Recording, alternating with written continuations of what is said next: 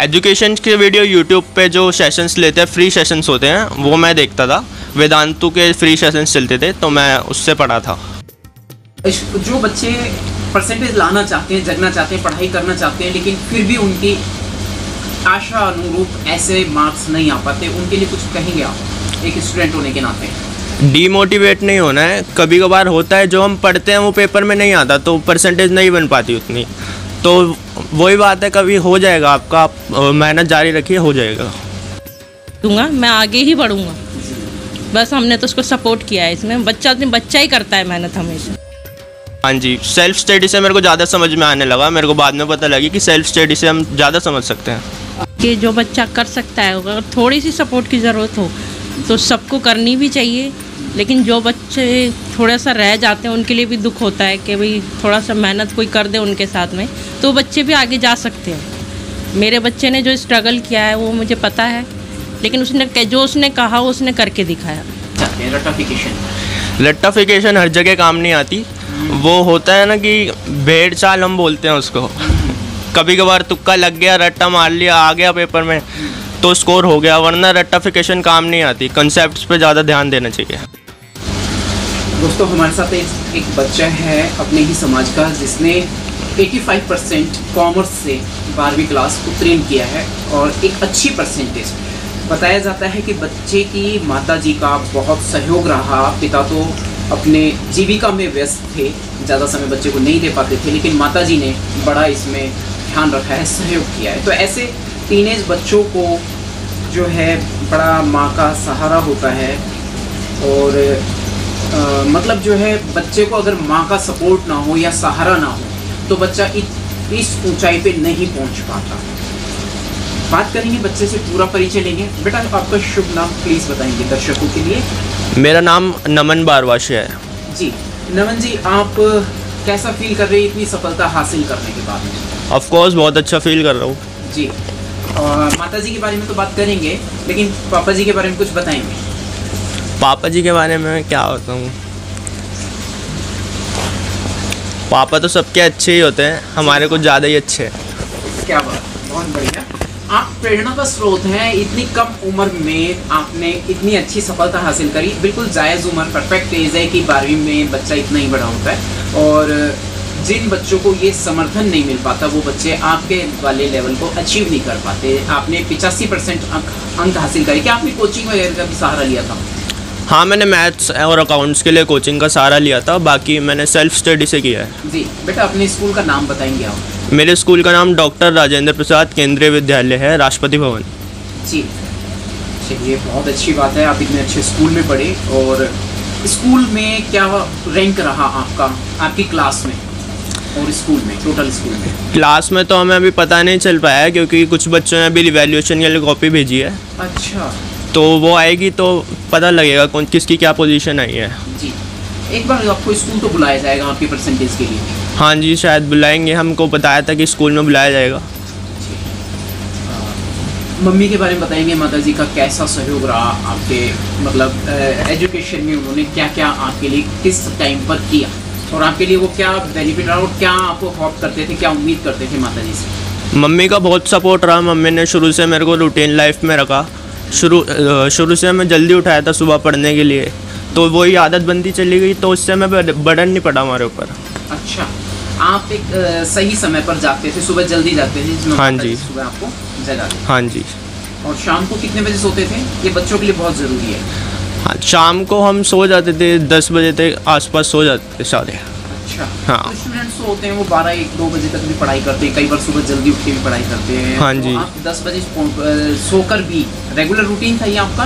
हाँ जी। तो इस रूटीन में भी आप 85% तक मार्क्स ले आए? हाँ जी, एक्चुअली मेरी प्रॉब्लम है, मैं रात में पढ़ नहीं पाता हूँ, तो मम्मी ने मेरे को शुरू से ही सुबह से ही पढ़ाना शुरू किया था। तो सूरज की रोशनी में और कुछ शाम 10 बजे तक आपकी पढ़ाई चलती थी? हाँ जी। चलिए, बहुत अच्छी बात है कि ऐसा नहीं है कि आप रात को जगकर ही पढ़ाई करेंगे। सभी विद्यार्थियों के लिए एक बहुत ही अच्छा खासा सबक है और एक दिशा निर्देश है कि ऐसा नहीं है कि आप सिर्फ रात को जगेंगे तभी आपकी पढ़ाई होगी और तभी आपकी अच्छी परसेंटेज आएगी। आप दिन में भी पढ़ सकते हैं। और स्कूल की टाइमिंग आप रेगुलर पूरी अटेंडेंस, फुल अटेंडेंस थी स्कूल में? हाँ जी, फुल रहती थी। बीच में कभी तबीयत ख़राब हो जाती थी या फिर कुछ कॉन्सिक्वेंसेस की वजह से छुट्टी हो जाती थी, लेकिन वैसे तो रेगुलर ही मैं रहता था स्कूल में। तो कुल मिलाकर आप एक नॉर्मल चाइल्ड रहे, नॉर्मल हाँ बच्चा जी। रहे एजुकेशन के मामले में। हाँ जी। सामान्य विद्यार्थी रहे, लेकिन उसके बावजूद आपने 85% अंक हासिल किए हैं, जो अन्य बच्चों के लिए मतलब एक प्रेरणा का स्रोत है। जी। कैसा फील करते हैं? आपके फ्रेंड्स क्या कह रहे हैं आपके बारे में?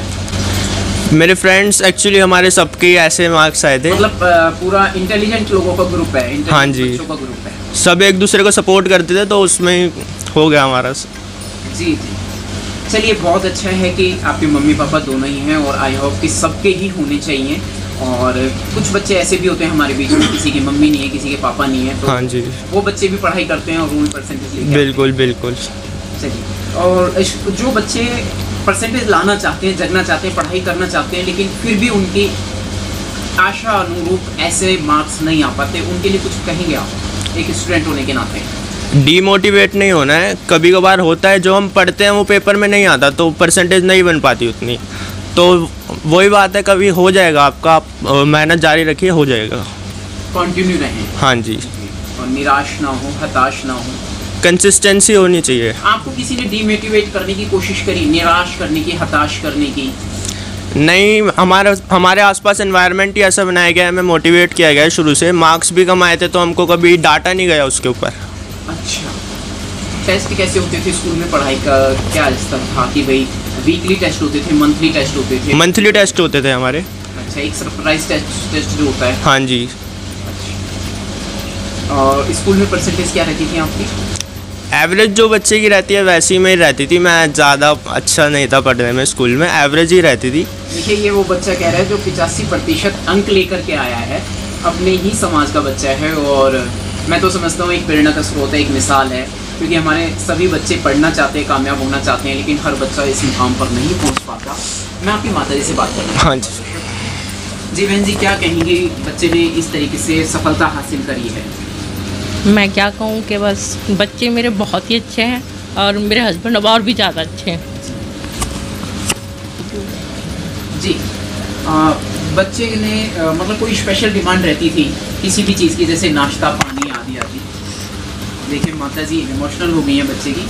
जी, देखिए माता पिता भावुक हो जाते हैं, बहुत अच्छी बात है, होता है ऐसा। जब बच्चा कामयाब होता है तो माता पिता के लिए काफ़ी भावुक क्षण होते हैं, क्योंकि उनको उनके जीवन में जो उन्होंने परिश्रम और अथक प्रयास करे हैं, और वो बच्चा सफल होकर दिखा दे, तो माता पिता का भावुक होना सामान्य बात है। जी बहन जी, कुछ कहेंगी प्लीज़? आप काफ़ी भावुक हो गई हैं, काफ़ी आंखों से टीयर्स आ रहे हैं। कोई बात नहीं, बहुत ही ज़्यादा इमोशनल हो गई हैं। मैं सर से बात करना चाहूँगा 2 मिनट। जी साहब, सर आप गुरु नवल साहिब जी के अनुयायी हैं, भक्त हैं, और अपने परिवार और बच्चों पर भी ध्यान देते हैं बराबर कि बच्चा सफल हुआ है। बहन जी तो बहुत ज़्यादा भावुक हो गई, काफ़ी इमोशनल हो गई हैं बच्चे की माता जी उनकी कामयाबी से। आप क्या कहेंगे सर इस बारे में? देखिए सर, मेरे परिवार पर और मेरे समाज पर हमारे आराध्य परम पूज्य सद्गुरु नवल साहिब जी का बहुत आशीर्वाद रहा है, और उसके साथ ही मेरे जो माता पिता हैं, परम पूज्य श्री भूरे राम जी, श्रीमती कमला देवी जी मेरी माता जी हैं, जो बच्चों की दादा दादी हैं, उनका बड़ा आशीर्वाद रहा है। उसके उपरांत जो बच्चे की माता जी है निर्मल आनंद, इनका इस बच्चे पे इतना आशीर्वाद रहा है और इतनी मेहनत करी है इन्होंने कि इस बच्चे को आज वो मुकाम तक इन्होंने पहुंचा दिया। ये सब इनकी ही कृपा है, इनकी माता जी की कृपा है। और बच्चों को कोई प्रेशराइज नहीं किया, मतलब कोई बच्चे दबाव में नहीं? कुछ दबाव में नहीं, कुछ नहीं, बड़े ही शांतिपूर्वक प्रेम भाव से उन्होंने उसको संभाला बच्चे को। हमारी बिटिया गुड़िया ये भी ग्रेजुएशन कंप्लीट कर चुकी हैं, है ना। ये इन दोनों बच्चों पे जो आशीर्वाद रहा है, तो इनकी माता जी का बहुत आशीर्वाद रहा है, निर्मल आनंद का बहुत आशीर्वाद रहा है। तो मैं तो इन्हीं शब्दों के साथ, और मुझे इतनी खुशी अपार महसूस हो रही है कि मैं अपने शब्दों में कुछ बयान नहीं कर सकता इन बच्चों को। ये मेरे बच्चे पूरा समाज का नाम रोशन कर रहे हैं, अपना कर रहे हैं, और ये बच्चे बस आपका ऐसा ही शुभ आशीर्वाद बना रहे, और पूरे समाज का तो ताकि ये बच्चे और तरक्की कर सकें। आई थिंक कि मेरे को ऐसा दिखाई दे रहा है, ऐसा प्रतीत हो रहा है आपके परिवार में आने के बाद में कि एक सात्विक दृष्टिकोण के, एक सात्विक फैमिली है, एक सात्विक परिवार है। बिल्कुल राइट। चलिए, तो बच्चों को इस पर भी मतलब ही सात्विक होने का भी असर पड़ता है।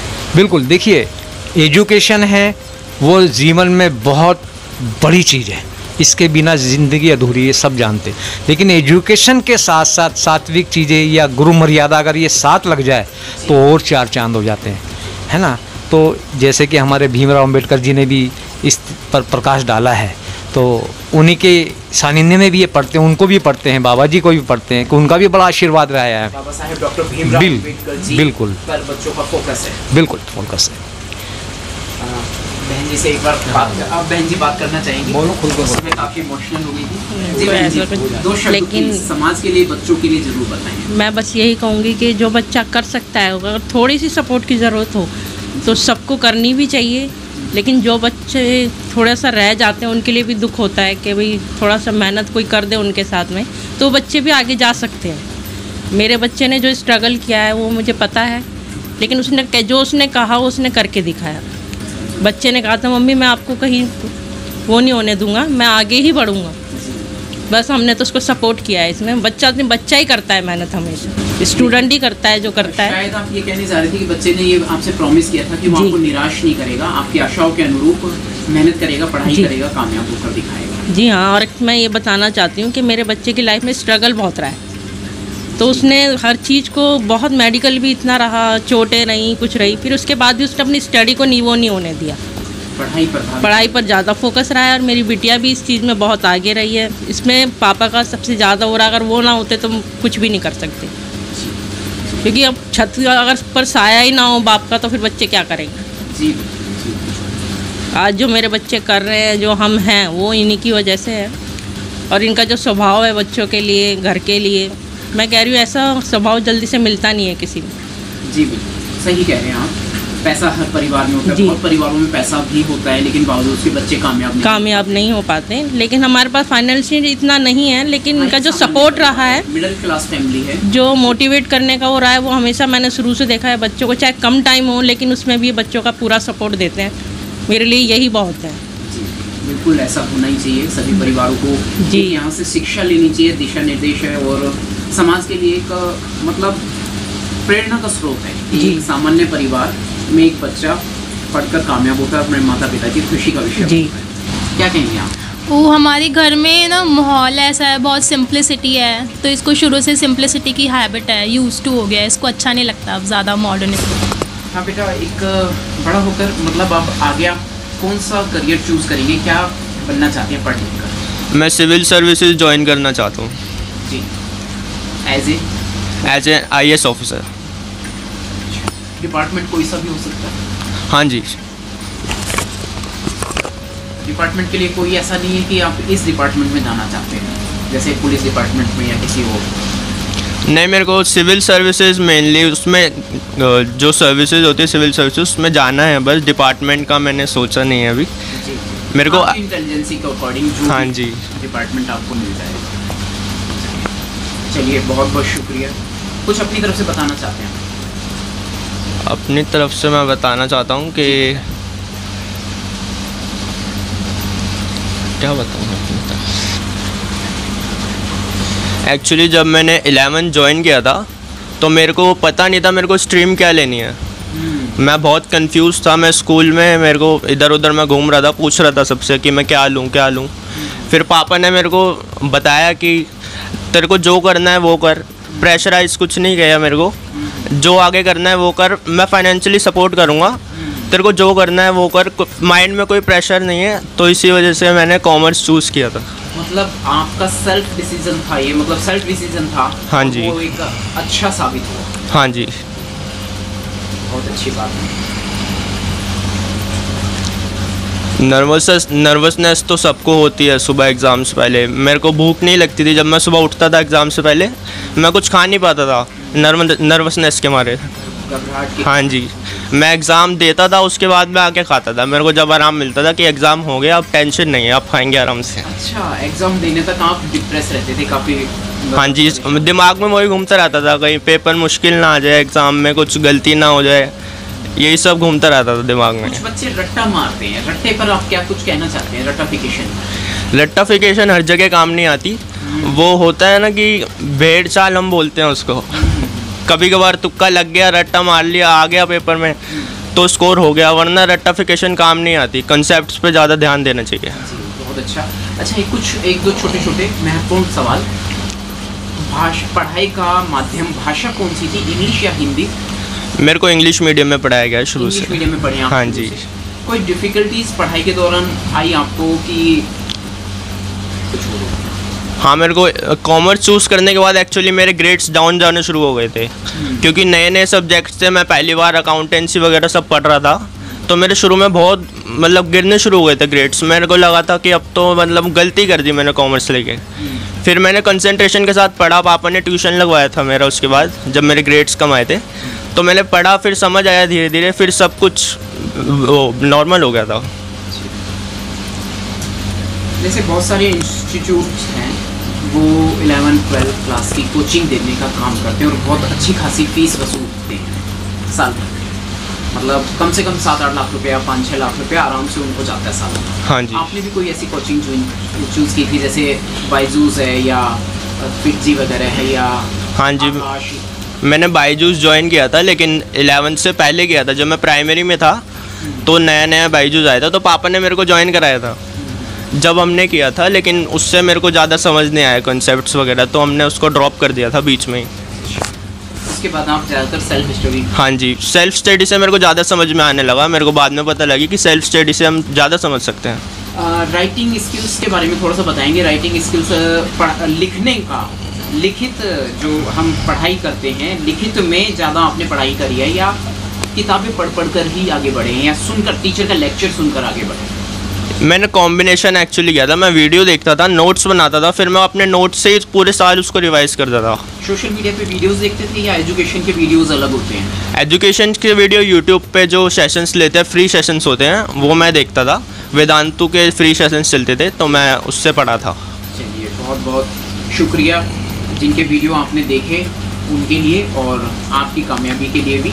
और फिर दोबारा से एक बार दोहराऊंगा कि बच्चों, ये आपके लिए एक बच्चा आपके सामने स्क्रीन पे दिखाई दे रहा है आपको, और इस बच्चे ने एक सामान्य वातावरण से बहुत अच्छी कामयाबी को हासिल करा, जो अपने आप में एक मिसाल है। यदि मैं अपनी बात करूं तो मैं रात को जगे बिना नहीं पढ़ सकता, खाली मेरा दिन की पढ़ाई से और राइटिंग स्किल्स के बिना काम नहीं चलता। यानी बहुत ज़्यादा राइटिंग वर्क करूँगा तब जाके मैं ऐसी परसेंटेज शायद ला पाता। और हर बच्चे को पढ़ने का मौका नहीं मिलता, लेकिन जिन बच्चों को पढ़ने का मौका मिलता है वो ज़रूर इस बच्चे का मतलब देखें, समझें और कोशिश करेंगे कि समाज में सभी बच्चों को पढ़ने का मौका मिले।